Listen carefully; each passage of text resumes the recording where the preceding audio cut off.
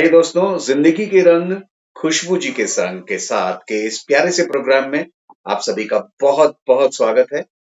जैसा हम हमेशा करते हैं, किसी एक प्रबुद्ध लेखक को, जिन्होंने किसी चीज को, किसी कॉन्सेप्ट को बहुत गहराई से समझा होता है, उन्हें हम आमंत्रित करते हैं कि वो अपनी बात हमें बताएं। उन्होंने अपनी किताब में जो चीज लिखी है, उसके बारे में हमें इंट्रोड्यूस करें। जाहिर सी बात है, गहराई से उस सब्जेक्ट के बारे में जानने के लिए तो हमें किताब को पढ़ना ज़रूरी होगा। लेकिन अगर ऑथर अपनी किताब के बारे में खुद बताते हैं, तो एक फीलिंग बिल्कुल अलग होती है। I perfectly understand that and I appreciate this fact. तो आज हमारे साथ खुशबू जी हमारे प्रोग्राम में। खुशबू जी, आपका बहुत-बहुत स्वागत है। बहुत-बहुत आभार। मैं आपसे रिक्वेस्ट करूँगा कि हमारे देखने वालों को, हमारे सुनने वाले जो श्रोता होंगे, उनके लिए प्लीज़ अपना परिचय दीजिए। आप कहाँ हैं? क्या करती हैं? पहले तो गुड इवनिंग। बहुत-बहुत सबको आभार, स्पेशली आपको, है ना, for this opportunity.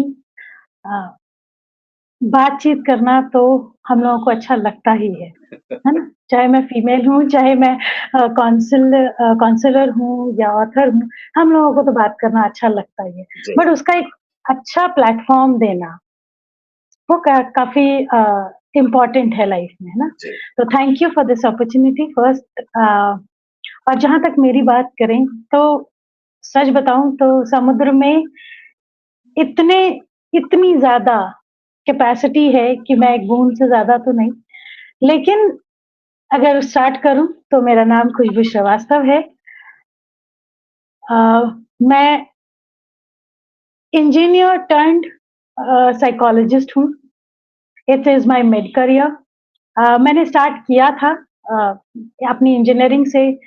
I spend almost 14 से 15 साल मैंने कॉर्पोरेट में काम किया है, ओह माय गॉड! जहाँ हाँ जी, I was a quality analyst, operational manager. So बहुत सारे प्रोजेक्ट्स, यूएस, यूके के प्रोजेक्ट्स, यहाँ इंडियंस हम मिल करके प्रोजेक्ट्स को हैंडल करते हैं, डिलीवर करते हैं, है ना? तो जर्नी में सीखने को ही रहा। अ, हर कदम ऐसा था जो ज़्यादा डीप जाता गया। जो प्रॉब्लम्स थे वो ज़्यादा बड़े-बड़े होते गए, है ना? जो कन्फ्यूजन्स थे वो ज़्यादा गहरे होते गए। जी, तो बस उसी के फाइंड आउट करते हुए ये जर्नी है। और अभी फ़िलहाल अगर मैं बोलूँ तो कुछ सालों से प्रैक्टिस कर रही हूँ। ऑलमोस्ट 5 इयर्स हो गए हैं as a counselling psychologist practice करते हुए। मेरी स्पेशलाइज़ेशन रिलेशनशिप में है and anything regarding mental health issue. वाह! I balance out emotions.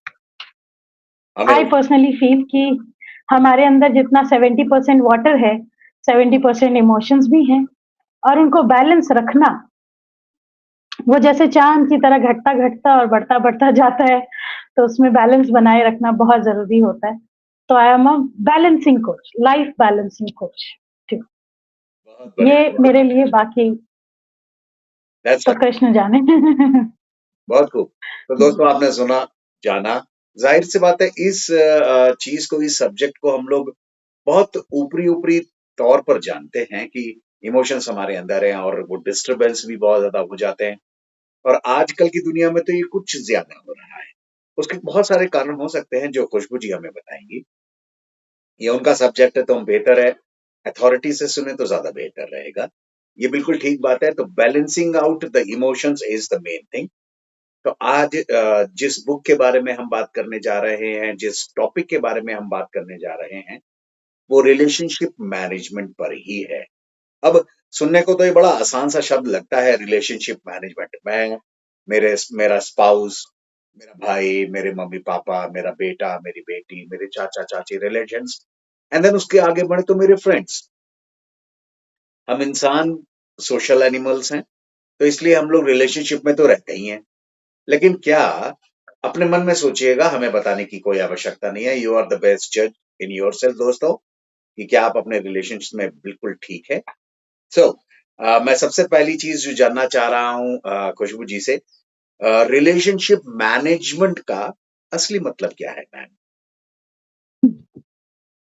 जैसे आपकी आवाज़ बड़ी गहरी-सी है ना, वैसे सवालात भी आपके बड़े गहरे से स्टार्ट हुए हैं, है ना? Oh my God! ओके। तो दिस इज़ वेरी बेसिक अगर हम बोलें तो जी, रिलेशनशिप मैनेजमेंट हम सब बोलते हैं। इसके ऊपर पूरी-पूरी एमबीए 2 साल की पढ़ाई हो जाती जी हाँ, है ना? जी हाँ। बट रिलेशनशिप और मैनेजमेंट अगर मेरी नज़र में देखें तो अ, मैं अगर क्लियर बोलूँ तो ये लॉजिक और लव के बीच का तालमेल है। उसके लिए किसी डिग्री की ज़रूरत नहीं है, ओके, लेकिन ये समझने की ज़रूरत है कि किसी भी रिलेशनशिप को बेहतर बना के रखने के लिए, बनाने के लिए या मेंटेन रखने के लिए, उसकी स्टेबिलिटी मेंटेन रखने के लिए हमको उसको मैनेज करना पड़ता है। एज़ आई एम ह्यूमन तो मेरे सामने वाला बंदा भी सेम स्ट्रगल से गुज़र सकता है। हमारे जैसे हेड में बहुत सारे थॉट्स चलते हैं, इमोशंस बहुत सारे चलते हैं। हम जानते तो हैं ये लेकिन हम मानते कम हैं। मानते करना है। हम जानते हैं कि हम सब के अंदर इमोशंस हैं, हम सब के अंदर थॉट प्रोसेस चलता है, बट हम मानते हुए भी मानना नहीं चाहते इसको। We focus on ourselves only, है ना? हम अपनी बातों पे अड़े रहते हैं। तो मेरे लिए रिलेशनशिप मैनेजमेंट का मतलब सिर्फ इतना है, जैसे सुबह-सुबह उठ कर के हम पौधों को पानी डालते हैं, टाइम-टाइम पे खाद डालते हैं, अ, उनके साथ कुछ वक़्त बिताते हैं, उनकी पत्तियों को कुछ साफ-सफाई डस्ट लग अगर लगी है तो साफ-सफाई कर लेते हैं। कुछ अगर सूखे-फूखे पत्ते हैं तो उनको ड्रॉप डाउन भी कर देते हैं। कभी-कभार प्रूनिंग की भी ज़रूरत पड़ती है ना, कि कभी-कभार तो कट छँटाई करें, कभी-कभार कुछ चीज़ों को तो उखाड़ के फेंकना पड़ता है कि बस, इसके बारे में और बात नहीं होगी। इस विषय में या इस सब्जेक्ट में हमने बहुत बात कर ली है, ना तो कन्क्लूज़न आया, ना ही सॉल्यूशन आया, तभी हम इसको उखाड़ के फेंक देते हैं। तब ही वो पौधा हमेशा ग्रो करता हुआ सीज़न के साथ, बदलते सीज़न के साथ लड़ता हुआ, बढ़ता हुआ नज़र आता है। समीर जी मैंने देखा है लोगों को मेरे पास अलग-अलग केसेज़ आते हैं, अलग-अलग एज ग्रुप के। बट सच बताऊँ तो अगर एंड में आप मुझसे पूछोगे तो मैं यही बोलूँगी कि मैनेजमेंट में दिक्कत है।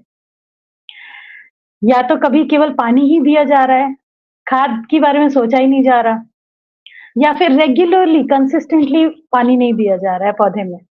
ओके, तो फिर वो कहीं न कहीं पत्ते पीले पड़ रहे हैं या कोई डाल सूख रही है, कुछ इस तरह की चीज़ें होती रहती हैं। तो मेरे लिए रिलेशनशिप एक आर्ट है, एक कनेक्शन है, जिसमें आपको लॉजिक और लव दोनों को लेके चलना पड़ेगा, लेकिन ये डेली बेसिस में होना चाहिए। नथिंग इज़ ग्रांटेड, बहुत खूब, ग्रांटेड यहाँ कुछ नहीं है। बहुत खूब। मैम जैसा थैंक यू। आपने बताया और दोस्तों जैसा आपने सुना कि ये प्रॉब्लम सिर्फ़ मैनेजमेंट की है, रिलेशंस की नहीं है। कभी पानी ज़्यादा या का पानी के देने की कंसिस्टेंसी कम, तो खुशबू मैम ने एक बड़ी खूबसूरत एनालॉजी यहाँ पर यूज़ की है, एक पौधे को पालने जैसी। एक एनालॉजी है, पौधे को एक रिलेशनशिप के रूप में देखकर उसको किस तरीके से पाला जाता है। सो खुशबू जी क्लियर कट कहना चाहती हैं that we need to invest in our relationship. लेकिन एक बात जो मैम आपने कही उसी से मेरे को एक सवाल दिमाग में आ रहा है। आपने शुरुआत में ही कहा कि हम लोग जानते हैं, लेकिन मानते नहीं। मानते जी। भी हैं, फिर भी नहीं मानते। ऐसा क्यों होता है मैम? हम जानते हैं फिर हम मानते क्यों नहीं? क्या हो गया? मैं सच बोलूँगी तो जो मुझे समझ आता है, जानने को इतना कुछ है। देयर इज़ अ कोट है ना? एक विज़डम कोट है कि दुनिया का सिर्फ़ और सिर्फ़ 1% ही है जो हम जानते हैं। दुनिया में 4% चीज़ें ऐसी हैं जो हम जानते हैं कि हम नहीं जानते। बाकी चीज़ें तो सब कुछ हवा में ही है, हमको पता भी नहीं है वाओ! ना? तो आप आज की दुनिया अगर आप देखेंगे समीर जी, तो अगर आप हम नॉर्मली बहुत बात करते हैं कि लोग एडिक्टेड हैं, लोग अपने फ़ोन से चिपके हुए हैं, लोग इंस्टाग्राम करते हैं, ये करते हैं, वो करते हैं। हम ब्लेम तो बड़े आराम से कर लेते हैं, कंप्लेन तो बड़े आराम से कर लेते हैं। बट अगर आप उसको ध्यान से देखेंगे तो आपको समझ आएगा कि उसके पास इतना कुछ है देने के लिए।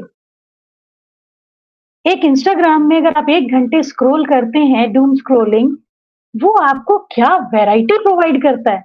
बेस्ट ऑफ जोक्स, या हाँ, best of entertainment, best of music, best of ballet dance. आप क्या देखना चाहते हो?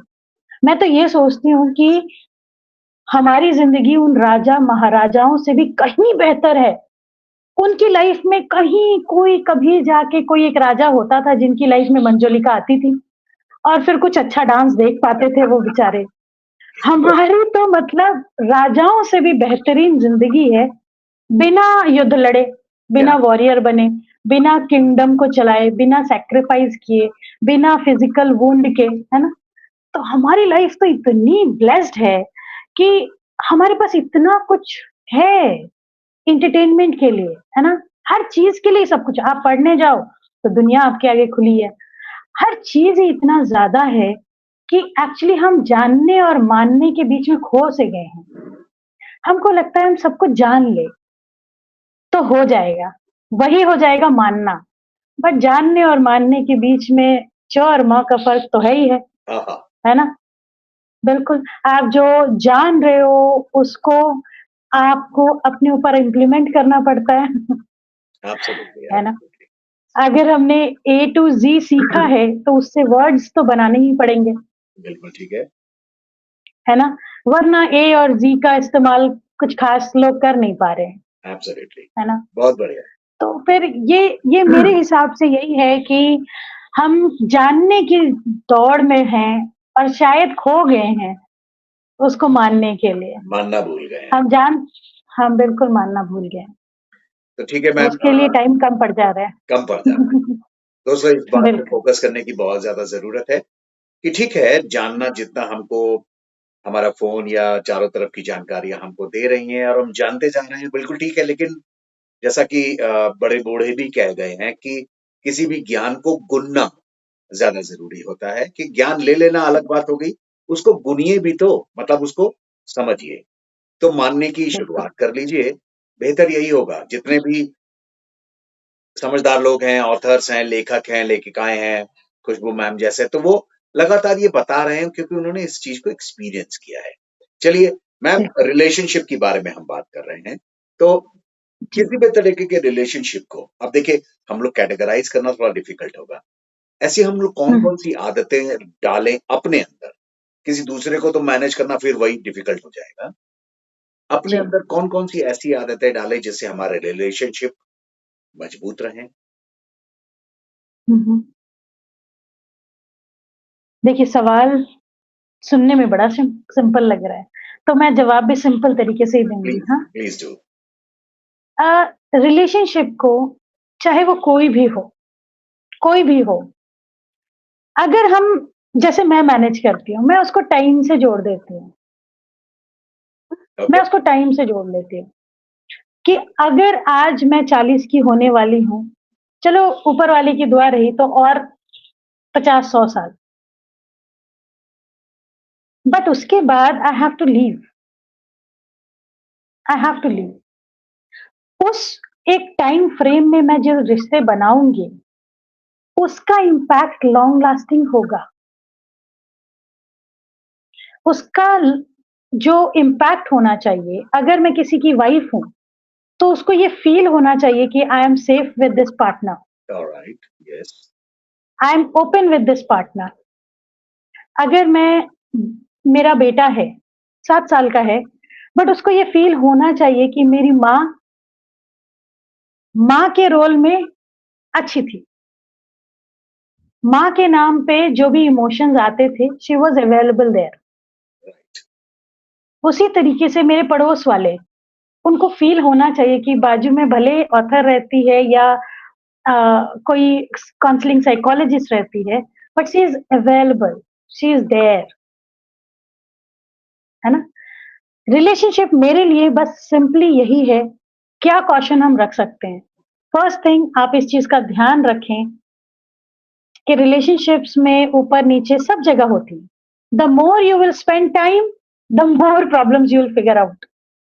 आप अगर किसी एक कंपनी में रहते हैं तो वहां फर्स्ट ईयर बहुत अच्छा रहता है, सेकेंड ईयर से क्रिबिंग चालू हो जाती है, उसके बाद ब्लेमिंग चालू हो जाती है, उसके बाद फिर बॉस जहर लगने लगता है, सरकमस्टांसेस हमको चैलेंजिंग लगने लगते हैं, बोरिंग लगने लगते हैं, बट हम कंफर्टेबल होते हैं वहां पे। करेक्ट। सेम वे अगर वही रिलेशनशिप हमारा अपने पेरेंट्स के साथ है, तो एक एज थी जब हम उनके बिना रह ही नहीं सकते थे, है ना? चाहे थप्पड़ ही पड़ थप्पड़ पड़ने के बाद भी मम्मी याद आती थी, है ना? उनका आंचल पकड़ के चलने में बड़ा मजा आता था। ऐवे ही पता है कि थप्पड़ पड़ेंगे लेकिन फिर भी उनके आंचल से ही खेलते रहना होता था, है ना? और आज की डेट में ऐसा हो गया है कि शायद हम हफ्तों तक भी बात नहीं कर पाते, जी। अवेलेबिलिटी नहीं रहती है, लाइफ के चैलेंजेस अगर बात होती भी है तो जस्ट टू द पॉइंट होती है कि आप ठीक हो, मैं ठीक हूँ, आप सब ठीक हो, किसी चीज की जरूरत, किसी चीज की जरूरत, इस तरह की बात होती है या इवेंट बेस्ड होती है।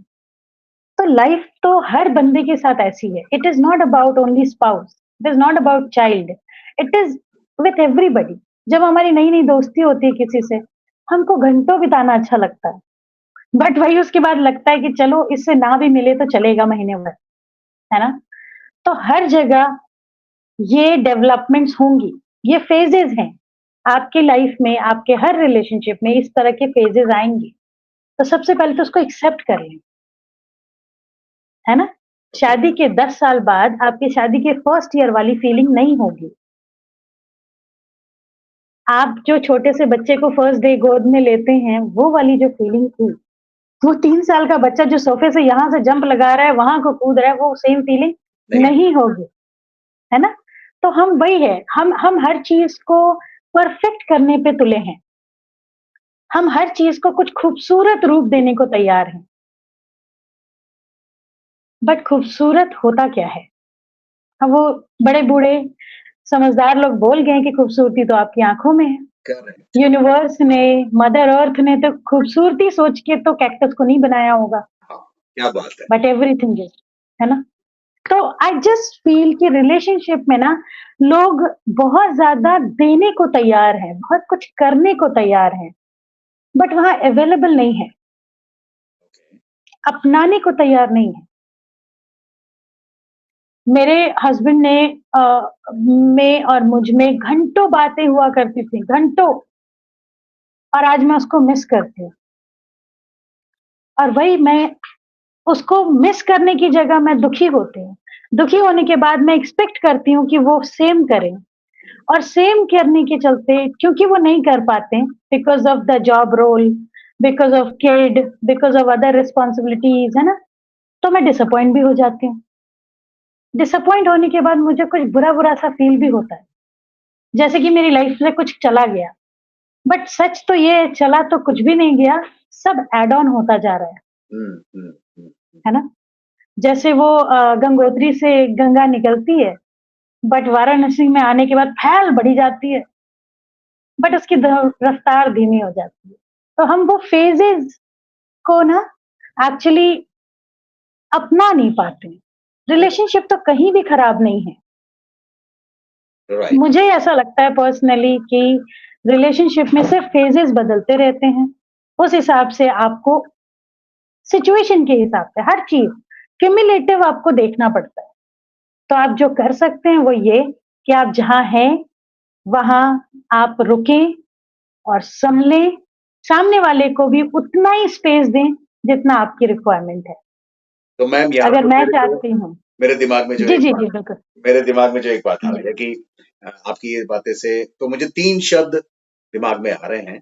आप उनको सिलसिलेवार तरीके से कैसे रखोगे? Trust, hmm, communication and time. मतलब रिलेशनशिप डेवलपमेंट में ट्रस्ट का, हुँ। कम्युनिकेशन का और टाइम का, इनको हम सिलसिलेवार तरीके से रखें। किसको इम्पोर्टेंस पहले, दूसरे, तीसरे? Can you please just suggest? Wonderful, हाँ, वंडरफुल आई मस्ट से। मेरे लिए तो any how communication is first, है ओके। ना? कम्युनिकेशन के अलग-अलग तरीके होते हैं, बॉडी लैंग्वेज भी होती है। कम्युनिकेशन को सिर्फ हम शब्दों में ना रखें, हमारी बॉडी लैंग्वेज, हमारा एटीट्यूड, हमारा इमोशनल, एक्सप्रेशन सब ऐड होता है, बट फर्स्ट नंबर पे तो कम्युनिकेशन ही होगा कि how I am communicating, okay, क्योंकि कम्युनिकेशन ही ट्रस्ट बिल्ड करता है। आप मान लीजिए कि अगर मैंने किसी को जाना नहीं है, मैंने किसी से बात नहीं की है और सडनली मेरे को कोई कॉल करके मुझे दुनिया का सबसे अच्छा प्रोडक्ट बेचने की कोशिश करे, सबसे सस्ते रेट में, शायद इन फ्यूचर मेरे को ज़रूरत भी लगे। लेकिन अगर वो मुझसे अच्छे, मैं जानती नहीं हूँ ना उसको, अच्छे से कम्युनिकेट नहीं कर रहा है, नहीं हुआ तो है। मैं कभी नहीं लूँगी उससे, श्योर, है ना? कभी नहीं लूँगी। तो I would say first is communication, second is trust. Communication खुद ट्रस्ट बिल्ड कर देता है ऑलराइट, दैट्स और जहाँ ट्रस्ट है, वहाँ एक्चुअली टाइम की ज़रूरत नहीं पड़ती। फिर वाओ! टाइम की वैल्यू बहुत कम हो जाती है बहुत ना? बढ़िया, बहुत बढ़िया। देख, मेरे हस्बैंड या मेरा बच्चा रात के 9 बजे घर आए या 11 बजे, इफ आई ट्रस्ट, रिलेशनशिप में ट्रस्ट है, तो I am not having any concern, कोई स्ट्रेस नहीं है मेरे को कि why he is coming late. मुझे पता है कि कुछ काम होगा, हम बात कर लेंगे, okay, right? Okay, okay. So ma'am, सबसे ज़्यादा सिंपल रिलेशनशिप की जब बात आती है, एक वर्ड रिलेशनशिप, उसमें ज़ाहिर-सी बात हाँ है, जी, हस्बैंड वाइफ का रिलेशनशिप मेजर पोर्शन ले लेता है हमारी ज़िंदगी में, क्योंकि दोनों लोग को साथ मिलकर ही अपनी ज़िंदगी को आगे बढ़ाना है, चलना है। तो जी, ये शादीशुदा लोग जो होते हैं, जितने भी मैरिड लोग हैं, उनके जी। रिलेशनशिप में उसको मेंटेन करने में क्या चैलेंजेस हम्म, आज की डेट में आ रहे हैं? पुराने ज़माने की बात छोड़िए, आज की हम्म, डेट में हम्म, क्या चैलेंजेस चल रहे हैं? मेजरली क्योंकि लोग आपके पास आते होंगे, बात करते होंगे, तो जी। मेजर क्या आया आपके यहाँ? मेजरली तो मैं यही बोलूंगी, they are confused with their roles in the marriage, okay, है ना? रोल का कंफ्यूजन है कि exactly what they are in the marriage. Oh! Ration लाना भी मैरिज का पार्ट हो गया है ना? और किसी रिलेटिव के घर जाना और वहां शगुन का लिफाफा क्या होगा, ये भी शादी का पार्ट हो गया है। ओके, जी, हर छोटी बड़ी चीज जो शादी हो या ना हो, फैमिली में बातें तो होंगी उस बारे में तो बातें होंगी, एब्सोल्युटली, बट शादी जो है वो तो दो लोगों का एक साथ मिलके अपने अपनी अचीवमेंट्स को, अपने अपने ग्रोथ को सेलिब्रेट करने का सेफ स्पेस है। हो सकता है कोई मुझे जज करे, हो सकता है मेरी मेरी खुशी में कोई इक्वली खुश ना हो, या मेरे स्ट्रगल में कोई 100% पार्टिसिपेट ना कर पाए, बट शादी में वो स्पाउस होता है हमेशा, जो ये करता है, विटनेस करता है हर चीजों को। तो शादी का मतलब एक्चुअली बिल्कुल डिफरेंट है और हम कहीं खो से गए हैं। वो बड़ी फैमिलीज में जैसे होता था ना, भैया चाचा मामा ताया ना, सारे रिलेशनशिप होते थे, हमने वो सारा भार अब शादी में दे दिया और हमने जिससे शादी की है हमने सारा भार उसको दे दिया कि अब तुम संभालो। तो ये थोड़ा मुश्किल हो जाता है, जिसकी वजह से मैं बोलूंगी mostly couples are emotionally fatigue. अगर मैं इसको थोड़ा सा इमोश एक्सप्लेन करूं, व्हाट इज इमोशनल फटीग, तो आप हमेशा ही इमोशनल फील कर रहे हो, आपके इमोशन सेटल ही नहीं हो पा रहे हैं, छोटे अगर शब्दों में बोलूं। तो मेरे लिए तो आज की डेट में सबसे ज्यादा प्रॉब्लम ये है कि लोग अपने रोल को समझें, है ना? रोल को समझें, as a parent, as a husband, as a wife, and फिर अपना कंट्रीब्यूशन मैरिज की तरफ देखें। They are totally confused. सारा दिन मतलब आप सोचोगे कि पार्टनर्स सिर्फ और सिर्फ पेरेंट, प्रोवाइडर और प्लानर बन के रह गए, मेरे को ऐसे लगता है। ओके, सारा दिन दे आर डूइंग ड्यूटीज, तो फिर वो मैरिज तो कहीं पीछे छूट जाती है। वो एक्चुअली दो कंपेनियन हो जाते हैं, साथ-साथ चल। रूममेट्स की तरह, रूममेट्स की तरह, जैसे हॉस्टल में हम होते थे। तो मैम, वी डोंट अभी-अभी केयर टू मच। या अभी-अभी प्लीज आपने प्लीज, एक बहुत अच्छा टर्म यूज़ किया, अ, शादीशुदा ज़िंदगी की ही रिलेशनशिप की बात को ज़रा-सा आगे बढ़ाते हैं, उसके बाद हम दूसरे जी, रिलेशनशिप पर आएँगे। आपने यूज किया एक वर्ड स्पेस। सो जाहिर सी जी। बात है, हस्बैंड वाइफ हैं या पार्टनर्स हैं, लाइफ पार्टनर्स हैं। आपने बहुत बढ़िया ढंग से कहा कि हम एक दूसरे को स्पेस देते हैं कि ठीक है, आप अपनी हम्म। इंडिपेंडेंस, आप अपनी टैलेंट, आप अपनी प्रतिभा, आप अपने आप को भी एंजॉय कीजिए, आपका स्पेस आपके पास है। सो हम जी। जबरदस्ती उसमें नहीं घुसेंगे। सो रिलेशनशिप मेंटेन करने के लिए मेरा क्वेश्चन ये है, स्पेस एंड टुगेदरनेस, क्योंकि टुगेदरनेस होगी तो फिर स्पेस में थोड़ा बहुत इंक्रोचमेंट हो जाएगा। इसको बैलेंस कैसे बनाएं? अनदर वंडरफुल है ना expression of marriage, space and you से टुगेदरनेस। टुगेदरनेस, है ना। शादी का सबसे एक बेहतरीन सिंबल है मंगलसूत्र। हमारे समाज में तो आई थिंक एवरीबडी नो, वहां पे हर बीट के बाद स्पेस होता ओके। है ना। और टुगेदरनेस भी black Beed and golden Beed की है। एक दिन तो आपके अंधेरे में जाएंगे, अगला दिन सुनहरा होगा, और उन सबके बीच में जरूर स्पेस होना चाहिए। It will not happen back to back. Black है तो ब्लैक ही नहीं रहेगा, ओके, या गोल्डन है तो गोल्डन ही नहीं रहेगा, है ना। और फिर जब हम नीचे आते हैं तो you you are with golden masterpiece, है ना। मैं आपको बोलूं मैक्सिमम ये बहुत ब्यूटीफुल है कि स्पेस और टुगेदरनेस। स्पेस हम सबको चाहिए होता है, लेकिन क्यों चाहिए? अगर स्पेस है तो फिर शादी की जरूरत क्या है? Correct, correct, if I if I need space only, then फिर तो मून अच्छा है हमारे लिए, है ना। बट हमको समझने की जरूरत है कि स्पेस की जरूरत हम सबको है, और स्पेस का मतलब किसी एक इंसान से दूरी नहीं है। अगर मैं एक छोटा सा एग्जांपल दे पाऊं, I hope we are on time, है ना। या प्लीज तो प्लीज। अ, अगर मैं आपको रीसेंट एग्जांपल बताती हूँ। I was cooking and at the same time मेरे दिमाग में कुछ अनदर अपॉइंटमेंट्स को लेके कुछ चल रहा था कि ये कैंसिल हुआ है तो ये this, I was managing this. मेरे दिमाग में कुछ चल रहा है, हाथ चल रहे हैं रोटी पे और सब्जी चल रही है, और उसी वक्त मेरे हस्बैंड आकर के मेरे को बोल रहे हैं कि यार मैंने फाइनल कर लिया, नेक्स्ट वीकेंड हम यहाँ जाएंगे।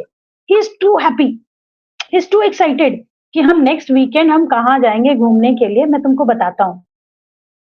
सी, स्पेस की जरूरत यहाँ है। वाई? बिकॉज मुझे पता है कि this is not the same space. सामने वाला किसी अलग स्पेस में है, मैं किसी अलग स्पेस में हूँ। ओके। यहाँ पे एक्चुअली स्पेस की जरूरत है। या तो मेरे एक्सप्रेशंस प्रॉपर नहीं होंगे, it will not justify him as a spouse, क्योंकि मैं सुन के भी उस, मैं तो टेंशन 10 चीजें सॉल्व कर रही हूँ ना, तो मैं उसमें वो एक्साइटमेंट नहीं दिखा सकती। करेक्ट। एंड मेरे हाथ भी एंगेज्ड हैं, राइट। बट उसी जगह पे अगर मैं सिर्फ इतना बोल दूं कि होल्ड योर इमोशंस, मैं ये काम खत्म करती हूँ and I am thinking something else, क्या हम डिनर के बाद बात करें इस बारे में? You go ahead, you go ahead और आप प्लान करो, हम बात करेंगे। That is the space I need. और माई स्पाउस विल से ओहो, हाँ हाँ तुम काम करो, हाँ ठीक है ठीक है हम कर सकते हैं बाद में। That is the space I need, है ना। That is my requirement and I have to ask for it. I got ये सामने वाले को तब तक नहीं पता लगेगा जब तक मैं इसको मांगूंगी नहीं। और उसी तरीके से टुगेदरनेस भी मेरा हक नहीं है। You. It is not granted, I have to ask for it. अगर हम चाय पीते वक्त कुछ अच्छे लम्हे याद करें या कुछ अच्छा क्रिएट करें, तो वो टुगेदरनेस हो जाएगा। साथ बैठ के अगर पत्ते खेल लें, एक दूसरे के साथ टाइम स्पेंड कर लें, या लूडो खेल लें या मूवी देख लें, तो चल जाएगा। बट बच्चे की स्टडीज के लिए अगर टेंशन वाली बात कर रहे हैं, तो वो टुगेदरनेस तो नहीं है, right. That is responsibility. Okay. अगर मैं बता रही हूँ कि किसकी कॉल आई थी या मदर की, that is a message pass on, that is not togetherness. Alright, so alright. We have to ask for it. मेरे लिए ये पूछना जरूरी है, मांगना जरूरी है। बहुत बढ़िया बात कही मैम, आपने बहुत हाँ। बढ़िया बात कही। स्पेस, हम लोग दोस्तों बात कर रहे थे स्पेस की और टुगेदरनेस की।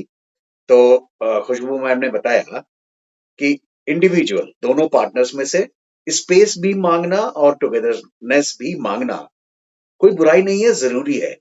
क्योंकि आजकल का वक़्त बदल गया है, पहले वक़्त में शायद ऐसा नहीं था, लेकिन आज सभी लोग काम कर रहे हैं या किसी न किसी इंटेलेक्चुअल प्रॉपर्टी टाइप्स की किसी एक्टिविटी में बिज़ी हैं। सो वहाँ पर स्पेस की ज़रूरत है, तो वहाँ हमें अपने पार्टनर को बताना होगा कि just hold on, I am busy somewhere and अभी बात करते हैं।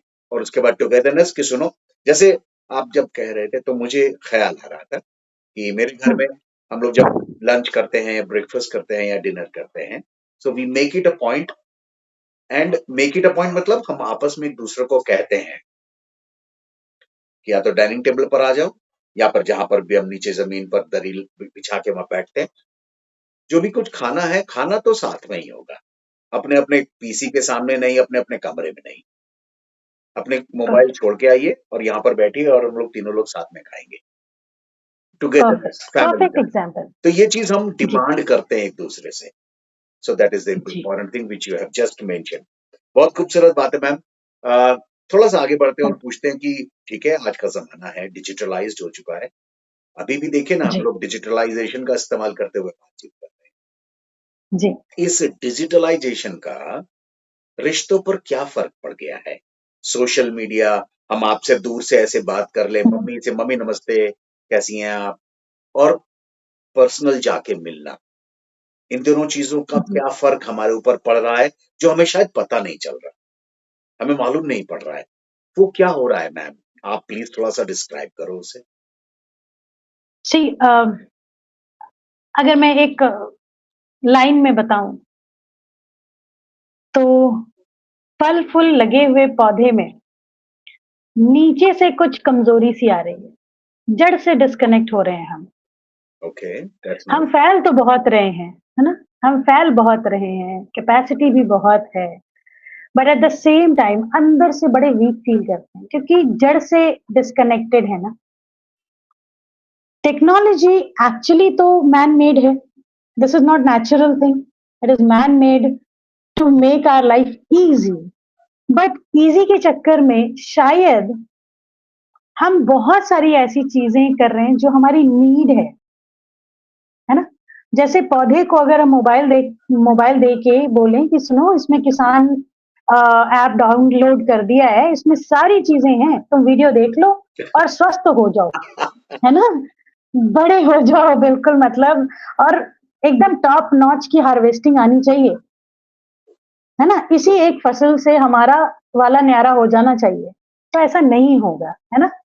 उसके लिए एक किसान को अपने पाँव मिट्टी में डालने ही पड़ेंगे। जानने पड़ेंगे। तो यही सेम प्रॉब्लम मुझे लगती है कि डिजिटल वर्ल्ड मैं सच बताऊँ मैं वैसे भी कंप्यूटर फील्ड से आती हूँ, तो मेरे लिए तो ये बहुत ज़रूरी है। मेरे लिए तो ये बहुत ज़रूरी है। लेकिन एट द सेम टाइम मैं ये जानती हूँ, बीइंग अ सॉफ्टवेयर डेवलपर मैं जानती हूँ कि सॉफ्टवेयर डेवलप करना कितनी बड़ी बात है। सॉफ्टवेयर को अ, लॉन्च करना उससे भी बड़ी बात है।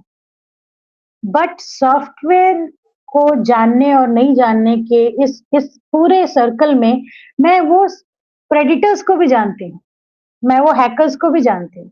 तो ये मेरे लिए पॉसिबल है क्योंकि मैं उस बैकग्राउंड से आ रही हूँ, मैंने पढ़ाई की है। But for every single person I would say कि डिजिटल का यूज़ करके आप एरोप्लेन उड़ाना सीख सकते हैं, बट आपको कभी भी लाइसेंस नहीं मिलने वाला। क्या नहीं बात मिलने वाला, कोई यात्री नहीं बैठने वाले आपके पीछे। तो ये सेम चीज़ है कि हम सब डिजिटल ऐज को हम इतना इम्पोर्टेंट मान रहे हैं हमारी लाइफ में कि इसके सहारे हम बहुत ग्रो कर जाएँगे। नो डाउट कर सकते हैं, बट वो बेसिक के बिना नहीं होगा, वो सिर्फ थॉट्स में रहेगा। और यही चीज़ें मैं देख रही हूँ हमारे कोच वर्ल्ड में भी, है ना? कोच के इसमें भी यही चल रहा है। Everybody is learning more and more technology, more and more thing and उसके बाद फिर वो उनको थेरेपिस्ट की ज़रूरत पड़ रही है। व्हाई? क्योंकि वो कंट्रोल नहीं कर पा रहे हैं अपने आप को। जितना कमाया है उसको एन्जॉय नहीं कर पा रहे हैं। रेस है? लग गई है और ज़्यादा और ज़्यादा। बिकॉज़ समीर जी मैं यही बोलूँगी कि today's world is designed to steal our happiness, the true happiness. Okay, जी, मैं यही मानती हूँ आप कहीं भी जाएँ, इतनी चॉइसेस हैं, इतनी वैरायटी है कि आज आप गुची का पर्स लेते हो और नेक्स्ट मोमेंट आपको लगता है ओह गॉड! मैंने लिया, सही लिया, नहीं लिया। इतने पैसे भी लगाए, ये लिया, सही लिया, कलर सही लिया, नहीं लिया। इतनी चॉइसेस हैं, है ना? तो आई वुड जस्ट से कि डिजिटल वर्ल्ड से डरने की ज़रूरत नहीं है, बट इसको यूज़ करें, इस्तेमाल करें बिल्कुल अ, सही मात्रा में, है ना? आप इसके थ्रू ग्रो नहीं कर सकते, ये सच है। आप इसके भरोसे हैप्पीनेस नहीं पा सकते बिकॉज़ वी आर ह्यूमन्स। हम अगर अकेले बैठे होंगे और हमारे बाजू से कोई हँसता हुआ निकल जाएगा, तो भी हमारे फेस पे स्माइल आ जाती है।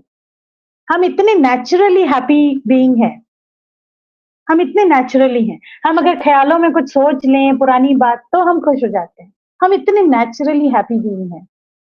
लेकिन ये डिजिटल वर्ल्ड के थ्रू ग्रो करना, वो वैसा ही होगा कि जैसे खेत के आगे हमने किसान ऐप चला दिया है।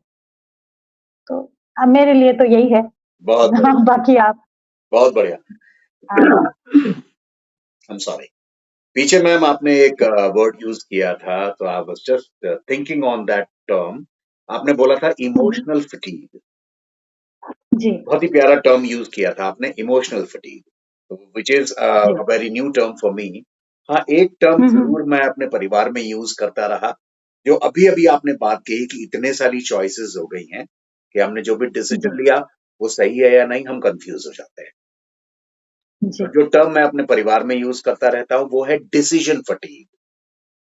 मतलब कि आपको एब्सोल्यूटली। डिसीज़न लेना है, इतनी सारी वैरायटी है आपके सामने एक चीज़ की जिसको आप लेने के लिए गए हैं, फिर वो चाहे शू हो, चाहे पर्स हो, चाहे खाने की कोई चीज़ हो, व्हाटएवर। सो जी, let's not have decision fatigue. खत्म कर दीजिए उसको, जो भी डिसीज़न लेना है जो भी डिसीज़न लेना है, लेके खत्म कर दीजिए। उसके ऊपर जी, सोचते मत रहिए कि for another 3 days, 4 days, 1 day, 1 घंटे, 2 घंटे हम सोच ही रहे हैं, उसको अपने दिमाग में घुमा रहे हैं। बिकॉज़ वो चीज़ हमारी एनर्जी लेकर बैठी हुई है। और जी। वो एनर्जी हम कहीं और यूज़ कर सकते हैं। सो दोस्तों, मैं कहना ये चाह रहा हूँ डिसीज़न फटीग के बारे में कह के, खुशबू मैम ने बताया इमोशनल फटीग और हुँ, डिसीज़न फटीग 2 चीज़ें निकल के आई हैं।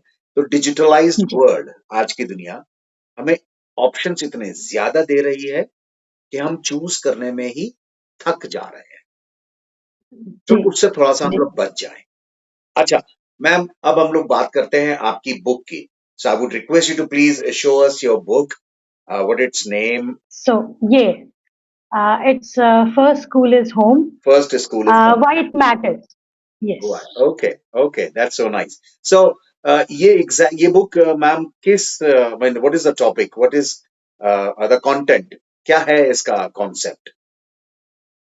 सी अगर मैं बुक की बात करूँ तो बीइंग अ साइकोलॉजिस्ट मेरे को थेरेपीज़ लिखनी चाहिए थी या टेक्निक्स देनी चाहिए थी जो कि उसमें है। Okay, but it is not कि आप इसको सेल्फ हेल्प बुक ना बोलें, है ना? मैं नहीं चाहती थी कि ये सेल्फ हेल्प बुक हो कि आपने पढ़ी और आपको हेल्प मिल गई। Okay, no, it is a real it's a movement actually, है ना? हम सबके पास एक कॉमन चीज़ है जहाँ हम रह के जहाँ हम होते हैं, लेकिन हम उसको एक्चुअली जैसे आपने बोला ना डिसीजन फटीग, वैसे ही हम उसको थोड़ा-सा डिसरिस्पेक्ट कर देते हैं। That is home. Oh! I okay, personally feel कि हर हम सबके पास होम है और मोस्टली हम होम को खाने के लिए, रेस्ट करने के लिए या घर वापस लौट के टीवी देखने के लिए यूज़ करते हैं, है ना? गेस्ट के सामने हम अच्छे बिहेव करते हैं, बहुत सारी चीज़ें हैं। इंटरेस्टिंग। बट एक्चुअली मुझे ऐसा लगता है कि घर वो पावरफुल स्पेस है, जहाँ घर में रहने वाला हर बंदा, हर इंसान हर दिन सीख के बेटर हो सकता है।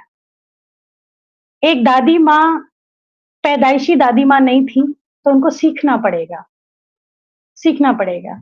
एक सास मैं पैदाइशी सास नहीं थी, बनने के बाद रहते-रहते सीखना पड़ेगा कि एग्ज़ैक्टली करना क्या है। उसी तरीके से हस्बैंड, बच्चा, चाचा बेटर चाचा बन सकता है, एवरीथिंग, है ना? एक बच्चा जैसे ग्रो करता है एक घर में, वैसे ही हर रिलेशनशिप को ग्रो करना चाहिए। तो it is actually I wrote this book ताकि ये हर घर तक ये बात जाए कि आपका घर आपका पावरफुल हाउस है ना? ये पावरफुल स्पेस है, ये कहीं नहीं मिलेगा। हम घर पे ही सबसे ओरिजिनल होते हैं, वाओ! बाकी बाहर तो जाके हम परफॉर्म ही करते हैं। जितना अच्छा घर में खाया होता है, उतना लंबा टाइम तक बाहर चल पाते हैं, है ना? वरना फिर घर की याद आ जाती है कि चलो घर चलें, भूख लग रही है अब, है ना? तो मुझे यही लगता है कि हर घर का यूज़ या इस्तेमाल आजकल सही पर्पज़ के लिए नहीं किया जा रहा है। Beautiful, amazing. हम सिर्फ़ और सिर्फ़ बच्चे के पीछे पड़े रहते हैं कि बच्चे को सिखाना है। बट सीखना तो मुझे भी है कि एक टॉडलर से आज मेरा बेटा मिड स्कूलर हो गया है, 7 साल का हो गया है। आज उसको बड़ी सारी बातें करनी आ गई हैं। तो मुझे उसके साथ कैसी बातें करनी है? उसको कैसे हेल्प करना है उसके खुद के इमोशंस को समझने के लिए? अब उसको गुस्सा भी आता है, सैडनेस भी आती है, तो कैसे वो प्रोसेस करे? तो आई ये बुक मैं सेल्फ हेल्प बुक नहीं बोलूँगी, मैं यही बोलूँगी कि ये एक मूवमेंट है, इसको जॉइन करें, इसको पढ़ें और आई एश्योर कि आपकी लाइफ में 30% चेंज एश्योर्ड है, wow! 30% sure and thank me later अभी तो कोई ज़रूरत नहीं। जस्ट अमेजिंग, इस्तेमाल करें, ऐसा रखें आप इसको। Amazing, amazing. सो सिंपल सा लैंग्वेज में हमें बताएँ मैम, बाकी तो जैसे बुक पढ़ेंगे तभी पता चलेगा कि स्ट्रक्चर क्या है इस जी, बुक का? चैप्टर्स हैं, कितने चैप्टर्स हैं? कौन-कौन से पॉइंट्स को आपने टच किया है? जैसे आपने बताया कि घर एक जी, इंस्टीट्यूशन है, ये बुक जो है वो एक मूवमेंट है, हमें इस मूवमेंट को जॉइन जी, करना है। तो स्ट्रक्चर क्या है जी। इस बुक का? सी इसका स्ट्रक्चर सबसे पहले तो अगर मैं बताऊँ तो ये इसके पास है चैप्टर्स, है ना? चैप्टर्स हैं इसमें। ये एक जर्नी है इंस्पायर होने की भी। I was very much inspired by Ratan Tata. We we lost him last year और मैं जमशेदपुर से आती हूँ, तो ओके, मेरा कनेक्शन भी है उनके साथ।